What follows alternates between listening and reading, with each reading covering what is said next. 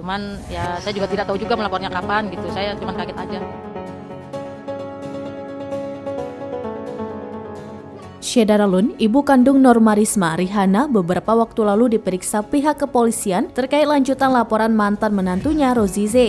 Rihanna membantah pernyataan Norma yang menyebut dirinya melakukan hubungan badan dengan mantan suaminya Rozi. Menurutnya, sang putri telah memfitnah dirinya. Diakui Rihanna dirinya kaget dengan aksi sang anak yang memviralkan kasus ini. Bahkan ia meminta kepada Norma agar berhenti memfitnahnya. Sebagai seorang ibu, Rihanna mengatakan tidak mungkin sejahat itu kepada putrinya.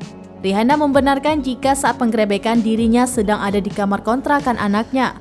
Namun alasan dirinya membuka baju lantaran dirinya merasa gerah. Oleh karena itu ia berinisiatif untuk istirahat sebentar di kontrakan Norma.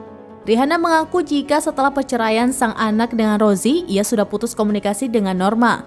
Meski demikian, ia mengungkap keinginannya untuk bertemu dengan Norma Risma.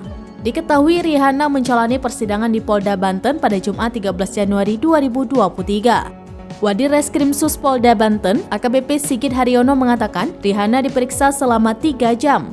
Rihanna dihadirkan untuk memberikan keterangan lebih lanjut terkait laporan mantan menantunya tersebut.